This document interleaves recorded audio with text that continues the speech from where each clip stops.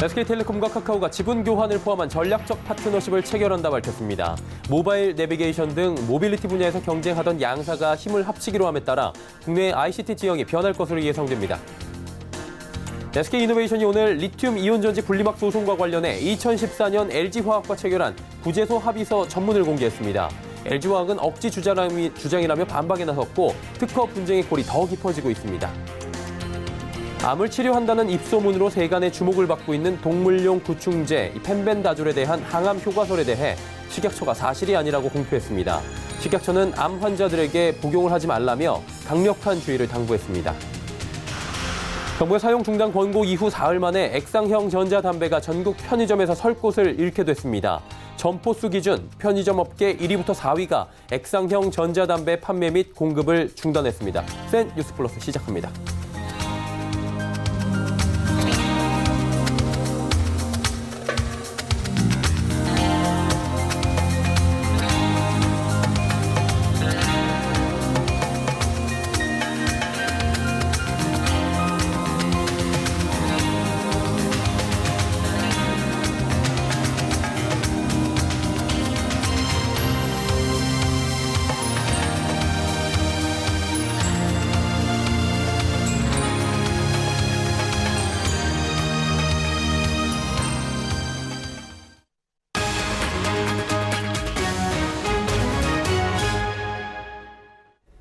시청자 여러분 안녕하십니까? 센 뉴스 플러스 서정덕입니다. SK텔레콤과 카카오가 3천억 원 규모의 지분을 교환하고 전략적 파트너십을 체결한다고 밝혔습니다. 단일 영역에서의 MOU 체결과 다르게 이번 협력은 지분 교환이 수반돼 전방위적인 파트너십이 될 것으로 기대됩니다. 특히 모바일 내비게이션 등 모빌리티 분야에서 경쟁하던 양사가 힘을 합치기로 함에 따라 국내 ICT 지형이 변할 것으로 예상됩니다. 지분 막교환으로 SK텔레콤은 카카오 지분 2.5%를, 카카오는 SK텔레콤 지분 1.6%를 보유하게 됩니다. 주식 취득 예정일은 다음 달 5일입니다. SK텔레콤과 카카오는 양사 간 시너지 협의체를 신설해 사업 협력을 구체화할 계획입니다. 특허 분쟁으로 갈등이 깊어지는 SK이노베이션과 LG화학이 이번엔 과거 합의문을 두고 공방전에 나섰습니다. SK이노베이션은 오늘 5년 전 LG화학과 맺은 합의문 전문을 공개하며 LG화학이 패소한 특허권을 다시 문제 삼고 있다고 주장했는데요. 이에 대해 LG화학은 억지 주장이라며 반박했습니다. 정세미 기자입니다. SK이노베이션이 오늘 리튬이온 전지 분리막 소송과 관련해 2014년 LG화학과 체결한 부재소 합의 전문을 공개했습니다. LG화학이 5년 전 배터리 분리막 특허권 소송에서 패소할 당시 향후 소송을 제기하지 않기로 한 합의를 깼다는 겁니다. 공개된 합의서는 지난 2014년 10월 29일 작성된 것으로 모든 소송 및 분쟁을 종결하고 합의는 10년간 유효하다는 등의 내용을 담고 있습니다. 서명자는 당시 LG화학 대표이사인 권영수 현 LG그룹 부회장과 김홍대 당시 SK이노베이션 MBD 총괄로 명시돼 있습니다. 또한 SK이노베이션은 LG화학이 제기한 미국 특허 766-2517은 합의서에 나오는 한국에 등록된 특허인 755310과 같은 특허라고 설명했습니다. LG화학이 판결에서 패소한 특허로 다시 미국에서 소송을 제기했다는 겁니다. 이에 대해 LG화학은 별개의 특허라고 선을 그었습니다. LG화학 관계자는 특허 등록 국가가 다르고 권리 범위에 차이가 있는 별개의 특허라며 특허 독립의 원칙상 각국의 특허는 독립적으로 권리가 취득되고 유지된다고 반박했습니다. 또한 합의 당시 한국 특정 특허 번호로 합의를 한정하기로 방침을 정했다며 당시 상황을 구체적으로 설명해주는 내부 문건이 있다고 덧붙이기도 했습니다. 서울경제TV 정세미입니다. 암을 치료한다는 입소문으로 세간의 주목을 받고 있는 동물용 구충제 펜벤다졸에 대한 항암 효과설에 대해 식약처가 사실이 아니라고 공표했습니다. 더불어 식약처는 다시 한번 암 환자들에게 복용을 하지 말아달라며 강력한 주의를 당부했습니다. 문다혜 기자입니다. 강아지 구충제 펜벤다졸. 최근 유튜브를 통해 항암 효과를 가지고 있다는 주장이 확산되며 복용하는 사람이 늘고 있습니다. 상황이 이러자 식약처와 대한암학회가 이러한 주장들에 대해 전혀 아니라는 입장을 발표했습니다. 영상들이 주장한 펜벤다졸의 항암 효과는 세포와 동물을 대상으로 한 연구 결과이며 오히려 간 종양을 촉진시킬 수 있다는 설명입니다. 40년 동안 사용돼 안전한 약재라는 주장에 대해서도 이 역시 사람에게 사용한 적이 없어 안전성을 보장할 수 없다고 강조했습니다. 체내 흡수율이 20% 정도로 낮아 안전하다는 주장에 대해서도 전면 반박했습니다. 흡수율이 낮은 항암제는 효과도 적을 가능성이 높아 고용량을 복용해야 하는 경우 용량 증가에 따라 독성이 증가하게 된다는 것입니다. 더불어 식약처는 펜벤다졸을 암 환자에게 사용하는 것은 적절하지 않다고 지난 9월에 이어 다시 한번 강조했습니다. 항암제와 함께 구충제를 복용하는 경우 항암제와 구충제 간의 약물 상호작용으로 예상하지 못한 부작용이 나타날 수 있다고도 경고했습니다. 이와 관련해 소관부서인 농림축산검역본부는 식약처의 요청이 있을 시 유통이나 판매 제한을 검토한다는 방침이나 식약처는 현재로서는 금지할 의사는 없다고 밝혔습니다. 네, 저희 식약처에서는 환자분들에게 안전하고 적절한 치료가 이루어질 수 있도록 다시 한번 말씀드린 것이고, 판매 중단 이런 부분에 대해서는 현재 지금 검토하고 있는 부분은 없습니다. 향후 식약처는 대한암학회 등 전문가와 함께 동물용 구충제를 항암제로 복용하지 않도록 지속 안내한다는 방침입니다. 서울경제TV 문다입니다. 편의점 GS25와 CU에 이어 세븐일레븐과 이마트24도 액상형 전자담배 판매 중단을 선언했습니다. 지난주 정부가 액상형 전자담배에 대한 사용 중단을 권고한 이후 해당 제품들이 편의점에서 사실상 퇴출 수순을 밟는 모양새입니다. 배유한 기자의 보도입니다. 정부의 사용 중단 권고 이후 4일 만에 액상형 전자담배가 전국 편의점에서 설 곳을 잃게 됐습니다. 지난 주말부터 이마트24와 세븐일레븐은 액상형 전자담배 공급 중단을 선언했습니다. 중단 대상 품목은 쥘랩스의 트로피칼 딜라이트, 크리스프 3종과 KT&G의 시드 툰드라 1종입니다.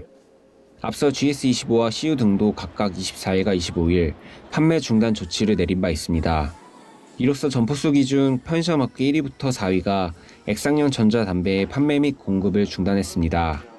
이들은 국내 편의점 매장 중 90% 이상을 차지하기 때문에 사실상 액상형 전자담배는 편의점에서 퇴출되는 셈입니다. 정부가 지난 24일 액상형 전자담배에 대한 강경 메시지를 낸 이후 업계가 발을 맞추는 모양새지만 해당 제품을 사용해온 흡연자 다수는 혼란을 호소하고 있습니다. 액상형 전자담배가 얼마나 더 유해한지, 관련형은 덜 유해하다는 것인지 정확한 정보가 제공되지 않은 데다 마땅한 대안을 찾기 어렵다는 유해에서입니다. 보건복지부 등 관계기관들은 다음 달까지 액상형 전자담배 유해 성분 분석을 마치고 내년 상반기 인체 유해성 연구 결과를 발표할 예정입니다. 서울경제TV 배유한입니다. 증권사가 발행하는 파생결합 상품 중 투자 원금을 보장하지 않는 고위험 상품 비중이 지속적으로 커지는 것으로 나타났습니다. 금융투자협회에 따르면 지난해 증권사 파생결합증권 발행 건수 중 62.5%가 원금 비보장형 상품이었습니다. 전체 파생결합증권 건수 중 원금 비보장형 상품 비중은 2011년도 31.7%에서 2017년 70.9%로 6년 만에 2배 넘게 커졌습니다. 이 비중은 지난해 62.5%로 다소 줄어들었지만 올 3분기까지 누적 기준은 다시 74.9%까지 커졌습니다. 원금 비보장형 상품이 다시 늘어나는 것은 저금리 기조가 계속되며 좀 더 나은 수익률을 쫓는 고객이 늘어 증권사가 상대적으로 공격적 투자가 가능한 상품을 만들어 팔고 있기 때문으로 풀이됩니다.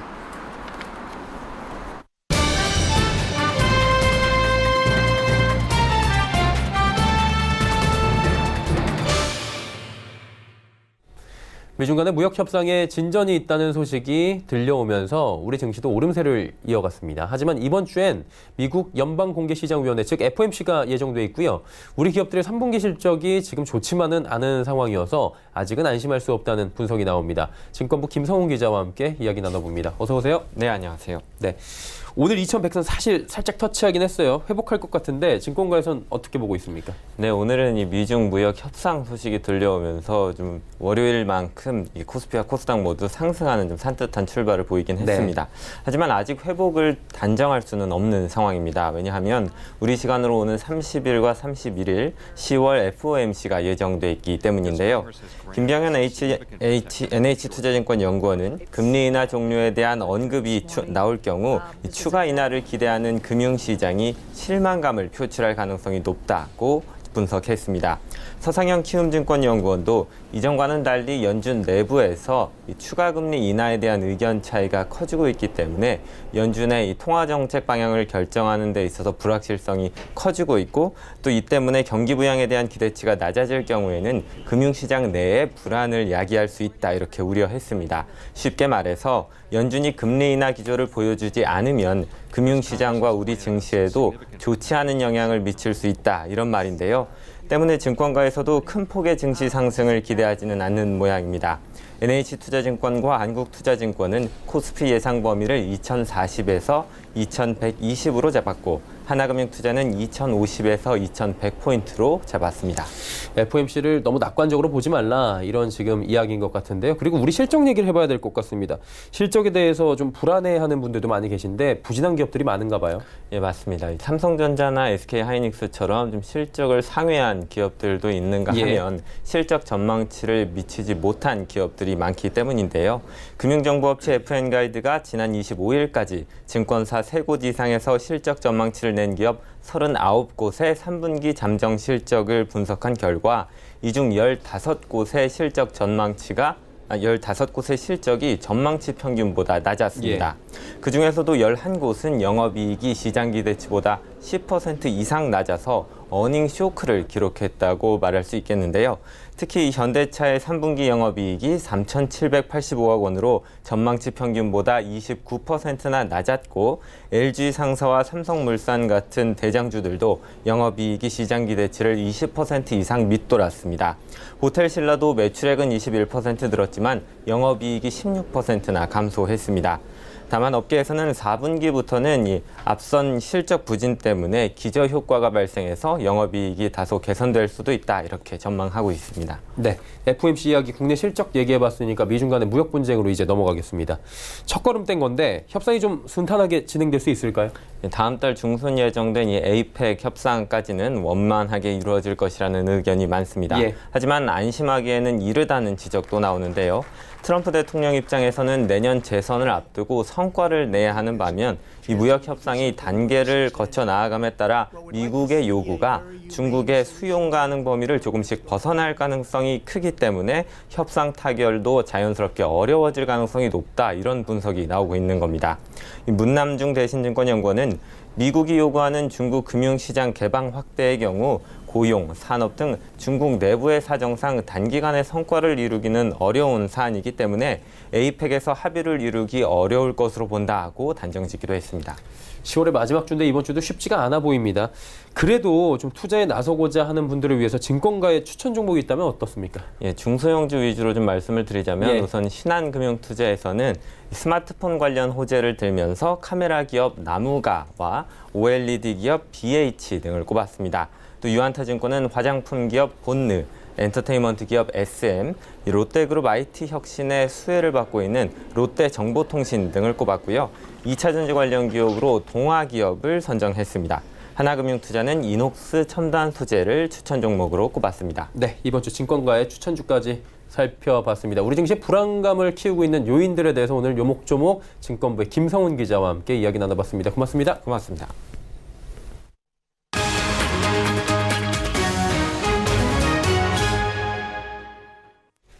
대기업들의 연말 임원 인사 시즌이 도래했습니다. 기업들의 내부 사정은 저마다 다 다르겠지만 실적 부진 등 대내외 불확실성이 짙어지며 내년 사업을 진두지휘할 인물 고르기에 분주한 모양새입니다. 정용진 신세계그룹 부회장이 이마트 수장에 첫 외부 인사를 영입하는 등 대대적 변화를 꾀하고 있는데요. 올해 재계 연말 인사 키워드를 김혜영 기자가 짚어봤습니다. 성과주의 외부 인사 영입, 세대 교체, 재계 연말 인사 키워드입니다. 앞서 이마트는 연말 인사 신호탄을 쏘며 50대 초반의 강희석 대표를 새로운 선장으로 낙점했습니다. 창립 26년 만에 처음 외부 인사를 대표 자리에 앉힌 건데 순혈주의를 깬 이번 인사는 지난 2분기 사상 첫 적자를 내며 실적 부진 늪에 빠진 이마트의 생존을 위한 절박함이 담겨 있습니다. LG 역시 마찬가지입니다. LG디스플레이 한상범 부회장이 실적 악화의 책임을 지고 물러나는 등 성과주의를 바탕으로 한 세대 교체 기류가 감지되고 있습니다. 지난해 부회장단 6명 중 5명을 유임시키는 등 숨을 고른 데다 구강호 회장의 공격 경영을 통한 실용주의적 인사 색깔이 뚜렷하게 드러날 전망입니다. 롯데 역시 연말 인사를 통해 경영 쇄신에 나설 가능성이 큽니다.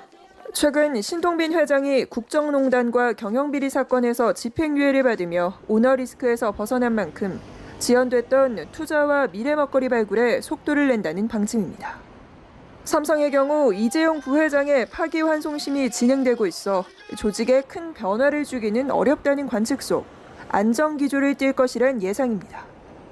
현대차그룹 역시 정의선 부회장이 지난해 말 경영 전면에 나서며 정기 인사를 수시 인사로 전환한 만큼 연말 대대적인 변화는 없을 것으로 보입니다. 서울경제TV 김혜영입니다. 그동안 주택 임대소득 2천만 원 이하는 소득세를 내지 않아도 됐는데 올해부터는 세금을 내야 합니다. 국세청에 따르면 올해 발생한 주택 임대소득부터는 2천만 원 이하여도 소득세 과세 대상에 포함됩니다.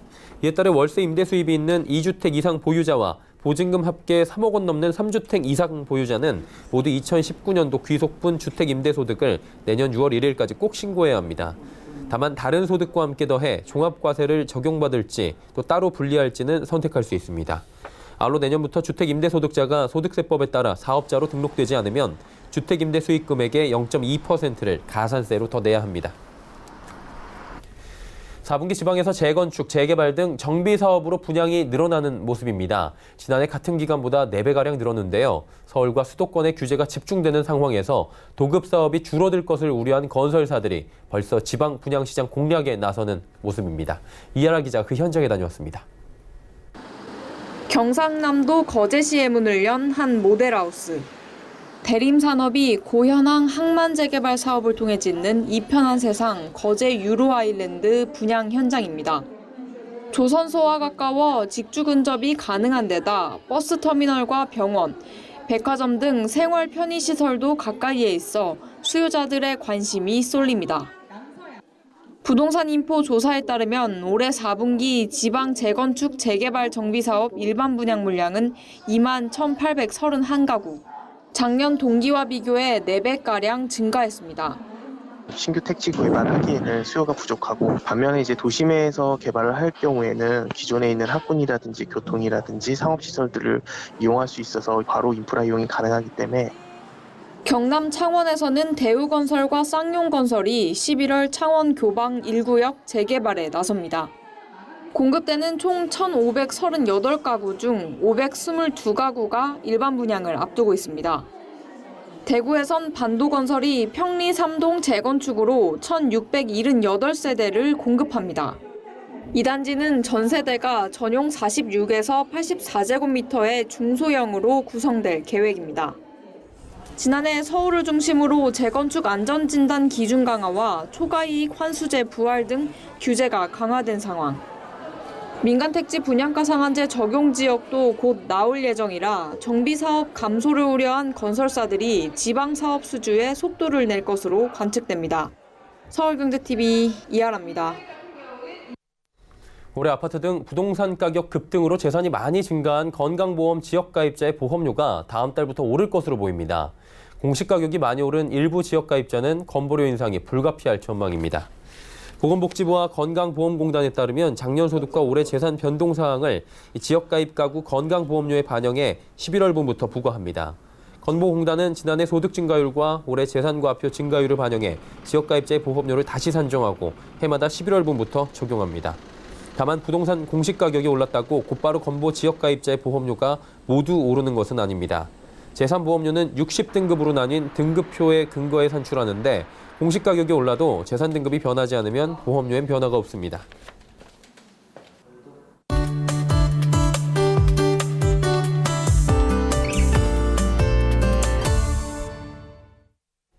사업에 영향을 미치는 3가지 요소는 경제 현황과 현재 판매량 추세 그리고 날씨다라고 미국의 유명 증권사죠. 메릴 린치 한 유통 분석가가 이야기했다고 합니다. 유통업은 소비자 행동에 직접적 영향을 받게 됩니다. 그리고 이러한 소비자 행동에 영향을 주는 것이 바로 날씨라고 합니다. 그때그때의 날씨가 소비자의 행동 패턴에 굉장히 큰 영향을 준다라는 이야기인데요. 오늘은 이와 관련된 이야기 자세히 나눠보도록 하겠습니다. K웨더 반기성 센터장과 함께합니다. 어서 오세요. 네, 안녕하세요. 예. 제가 생각해도 날씨에 영향을 많이 받을 수밖에 없는 것 같은데 그중에서도 의류 산업이 굉장히 영향을 많이 받을 것 같아요. 어떤 영향입니까, 주로? 2013년 가을이요. 예. 평년보다 먼저 추워졌어요. 비와 눈이 바뀌어서 내리는 아주 유난스러운 그런 날씨였는데요. 이런 기후변화에 돈 버는 회사가 있었습니다. 이제 이해 겨울에요. 방한, 방수, 이색 소재가 인기를 끌었는데요. 이해 고어텍스를 사용한 정장 구두가 등장을 했습니다.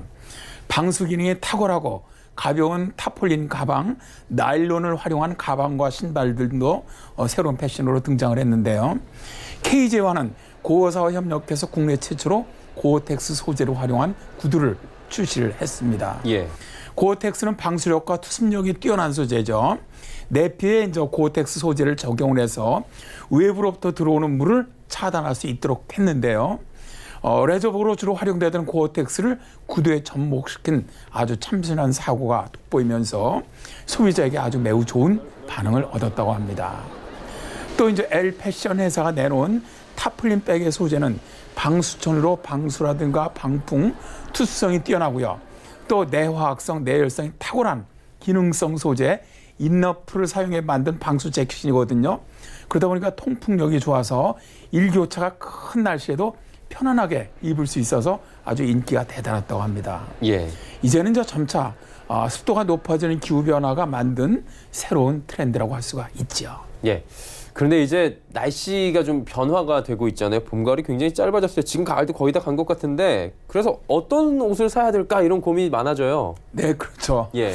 이렇게 이제 기후변화로 가을이 짧아지면서 가을에 대처하는 패션이 만들어지고 있죠.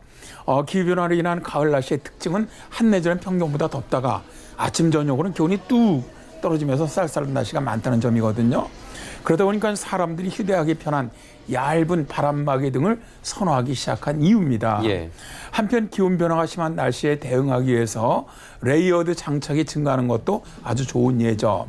복합 기능 상품, 즉 탈부착이 가능해서 가을부터 겨울까지 착용이 가능한 디태처블 형태의 아우터도 좀 늘어나고 있고요. 이제는 두 계절에 어울리는 패션이 필요한 시대가 되었다는 겁니다. 그러니까 기후 변화 때문에 길게 옷을 입을 수 있게 이렇게 패턴이 변해간다 이렇게 보면 되겠네요. 네, 그렇죠. 기후 변화로 인해서 의류 마케팅이 두 가지 방향으로 발전해 나가고 있습니다. 예. 하나는 입을 수 있는 기간을 길게 만들어주는 것으로 내피나 모자 탈부착 형태로 가을부터 겨울까지 입을 수 있는 제품. 또 긴팔 셔츠지만은 더울 때 좀 접어서 반팔처럼 입을 수 있는 롤업 형태가 이에 해당을 합니다. 두 번째 방향은요, 경량성 및 신축성 등을 고려한 소재의 기능성 향상입니다. 최근에는 겨울에도 무조건 두꺼운 옷보다는 경량성에 초점을 맞춘 옷들을 좀 선호하는 그런 경향이 커지고 있어요. 그러다 보니까 의류회사들도 디자인뿐만 아니라 소재나 원단을 선정할 때도 날씨를 좀 더 많이 고려하고 있는데요. 예를 든다면 의류의 경량성, 신축성, 방풍성, 흡습 속건, 발열 기능 등이 이에 속한다고 할 수가 있죠. 결국에는 의류 패턴 변화를 이렇게 만들어 버린 게 기후 변화다 이렇게 봐도 되겠네요. 네, 그렇습니다. 기업의 입장에서는 뭐 더 많은 돈을 벌어야 하거든요. 그렇죠.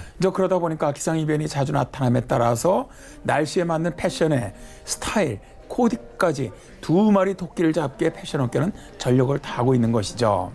이젠 계절별 의류만을 생산하던 과거와 다른 패러다임이 의류업계를 지배하기 시작했다. 한마디로 기후변화는 옷의 소비 패턴까지 변화시키고 있는 것이죠. 예. 자, 오늘은 날씨와 연관된 의류 마케팅 이야기를 자세히 나눠봤습니다. K웨더의 반기성 센터장이었습니다. 고맙습니다. 네, 감사합니다.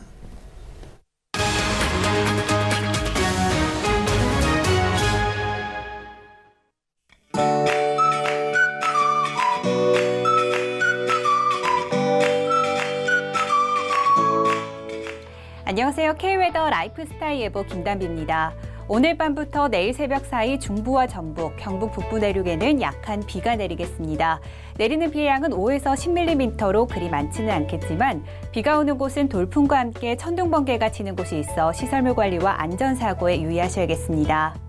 내일 아침 기온은 서울과 대구 9도로 오늘보다는 높겠습니다. 낮 기온은 서울 15도, 대구 20도로 아침에 비해 낮 기온이 크게 오르며 일교차는 크게 벌어지겠습니다. 한편 내일 오전에는 서울, 경기와 충남, 전라도에, 오후에는 제주도에 옅은 황사가 발생할 가능성이 있는데요. 호흡기가 약하신 분들은 황사용 마스크 꼭 착용하시고 실내 환기는 가급적 자제해 주시기 바랍니다. 내일은 기압골의 영향을 받다가 점차 벗어나 고기압의 가장자리에 들겠습니다. 다음은 자세한 지역 변화입니다. 중부지방은 흐리거나 비가 오다가 차츰 개겠고요. 낮 기온은 15도에서 18도 분포를 보이겠습니다. 동해안은 대체로 구름 많은 가운데 아침 기온은 11도, 낮 기온은 18도에서 19도가 예상됩니다. 남부지방 전주는 새벽에 비가 내리다 그치겠고요. 낮 기온은 19도 안팎을 보이겠습니다. 바다의 물결은 서해와 동해상으로 최고 3m까지 높게 일겠습니다. 항해나 조업하는 선박들은 각별히 주의하시기 바랍니다. 이번 주는 전국적인 비 예보는 없지만 주말 동안 동해안을 중심으로 비가 내리겠고요. 당분간은 일교차가 계속해서 크게 벌어지겠습니다. 환절기 건강관리 잘해주시기 바랍니다. 날씨였습니다. 아웃도어 대표 브랜드로 잘 알려진 라프마가 국내 진출 15년 만에 사업 종료를 발표했습니다. 권불 10년이 무색할 만큼 오랜 기간 국내 패션 업계를 호령했던 아웃도어 브랜드가 이렇게 퇴장을 맞이한 건데요. 새삼 영원한 것은 없다는 생각이 듭니다. 뉴스 마칩니다. 고맙습니다.